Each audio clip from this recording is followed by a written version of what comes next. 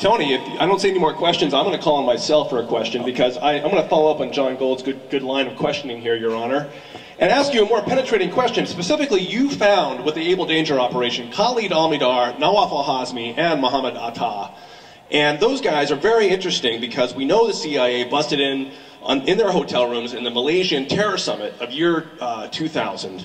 And did not put them on the terrorism watch list. We know that there's a long paper trail here. These are the same guys who lived with the FBI informant, Abdul Sadr Sheikh in San Diego, right? These are the same guys that were connected to Barksdale Air Force Base, maybe, and that were responsible for the death of 9/11 martyr American whistleblower David M. Graham. So specifically, when you talk about Nawaf al-Hazmi and Khalid al-Mihdhar, and this is why we feel you're maybe soft-pedaling on a clear evil in our country. I understand your frustration, and this is one of those areas where I've been working painfully hard to stick to the facts as I understood them at the time I learned them and not expanded my knowledge. And the information I refer to, based on my knowledge, is based on what came out of the data. Now, this may be a little bit obtuse, a little bit esoteric to understand, but we looked at the social networks. We didn't have that information you're talking about. CIA would not share anything with us. I spent a lot of time with the CIA representative to Special Operations Command trying to explain to him how what we were doing was not in competition with anything CIA was doing, to include the finding to kill bin Laden. So the bottom line is we never received the information you're talking about. With that said, we did have other sources of information relating to the networks. And one of the things I've said, and this is going to be very unpalatable for some people on the left, we were targeting the mosque system. The mosque system itself was being used to support their activities, logistically and operationally, for better or for worse. And so I can't tell you how we did it, other than we had people who were monitoring those mosques, pulling information out. And the data that came out of those mosques was put into this social network. Now, keep in mind, this is well before Facebook. A lot of you in this room are my Facebook friends, which is wonderful. With that said, there was no such thing as Facebook back then. So one of the things we recognized early on is that they function a lot like a mafia. So let's look at how mafias work with family members and trusted lieutenants. And we use that as kind of a construct to understand their operations. So the bottom line is, I think we both agree that there's some really bad things here that we've not resolved fully. But the only thing I can talk to you about the fact that we discovered these guys through this social network analysis. So that's not saying what you're saying is not correct. It's just not information I had at the time when I worked this issue. All right, I'd like to know for sure how you talk so positively about the existence of Al-Qaeda, but we've never ever really seen, or it's never been presented to us on the news about I have not seen anything about any obvious management structure. There's no Office of Public Affairs. There's no logo or flag, and the finances originate. Nobody really knows where they originate from. We defined that moniker, didn't we? So I'm really not too sure if anybody could really define Al-Qaeda. And the other thing, you were talking about how they were operating through mosques. Terrorist organizations were operating through mosques, right. And which was a good bet that this is where the Muslim extremists are operating from. They're Muslim extremists as opposed to real Muslims. Right. So my feeling is that there's really no defined enemy at all. It's a created enemy by us to justify our presence in the Middle East, to push our policies. I understand. Let me answer it two parts. I came into Able Danger in 1999 not as a terrorism expert. One of the points I've tried to make in other discussions I've had is that I came in as part of this almost B team. We're not experts. Here's Al-Qaeda, for better or for worse, I'll use that, attacked the embassies in Africa, and we saw that they were developing. Part of the challenge was the very point you bring up. Where are they? I went to a place called JWAC, Joint Warfare Analysis Center. And since we're talking about the Gulf War, I think the Gulf War anniversary started today. JWAC did a great job of targeting Iraqi targets to be taken down in that war. I mean, they did a brilliant job, so we minimized a lot of civilian casualties. There were some, I'm not saying there wasn't. Well, we went to JWAC to begin with and said, hey, we've been tasked to target Al-Qaeda. How do we do that? And they said, we don't know. They don't live anywhere. I'm serious. I mean, it's like, we don't know.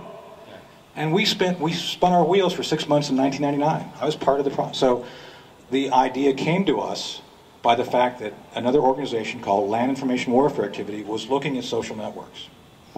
And it was, for better or for worse, nothing more than an informal franchise of like-minded individuals, a lot of whom came out of the Afghan war, the Mujahideen. And it was led by either a real or titular head, depending on how your perspective is, of Osama bin Laden. And his interest was based on our going into Saudi Arabia during the Gulf War, the infidels. So largely, as I understand it, and again, I learned this in 99, 2000, he's out for revenge for the fact that the royal family allowed us to come into Saudi Arabia. So our job, and again, I'm saying this from my perspective because I've always been very strong about limiting my knowledge to what I knew and how I learned it. We had to go about defining this target because it was the first time, and I worked counter-drug too. I worked some of the stuff in the transit zone, and because I had a strong background in that from the 90s. This was the first real time we had to look at a non-geographic target. During World War II, we had, you know where they were at. During Korea. During other times, we've had, issues. During the 80s, I did do some counterterrorism stuff in Germany, chasing terrorist organizations, but they were all linked to Russia in some form. They were all being funded through these funnel organizations. So we even knew who was running those. Hezbollah, Iranians. So this was different. I know I've seen I get this all the time from my Facebook friends. Oh, there's no Al-Qaeda. I think there is. I think if nothing else, it's a state of mind. It's like being a Californian. Hey, I get this idea that the world should be a certain way. I think that's the problem with them. It's both a good thing and a bad thing. They had a certain perception of how the world should be. And I do believe that bin Laden on 9/11 thought there'd be a worldwide uprising of Muslims against us. I really do believe that. He didn't get it. Now, with that said, I think there's a new generation of terrorists coming. Anwar al-Awlaki. He went to school here. He's hiding out in Yemen. And he gets us. He understands what's going to hurt us. I've listened to his philosophy. I've listened to these videos of his, and he gets it. We're going to attack you with, and we're going to kill you by a death of 1,000 cuts, little by little. One of the things I believe he said, he loves the fact that we're bogged down in Afghanistan. We're losing people, we're spending money we don't have, and that's going to their cause. So whether there's a cohesive, Al-Qaeda, show up at a mosque in Jordan and you walk in and here they all are, probably not. But it's an idea, it's a mindset, it's a radical mindset. One of the things I did say in this Bangladesh conference on Capitol Hill is that this should not be perceived as a war against the Muslim faith. It shouldn't be. There are bad apples in every faith. I mean, God forbid I compare, let's talk about the Crusades. I mean, I'm a big fan of the History Channel. I've watched a lot about the Crusades. And man, that's brutal. And that was, religion on religion. And clearly there were bad eggs, the Inquisition. I don't think that's Christianity's brightest hour either. So there's always been extremes. Never going to get away from them. The question is, how do we all move forward to resolve this? And unfortunately, I believe there are elements still right now who would kill you as look at you if they could. Mine's quick. It's kind of a follow-up to that, but aren't we letting them win then by fighting them?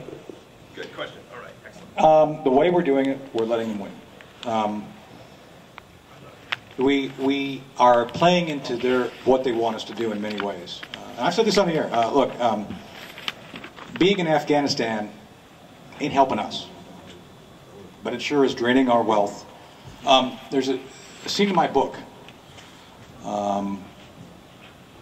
I think it's in the second or third chapter, I think, I come up over the ridge on my first mission outside the wire into Kabul.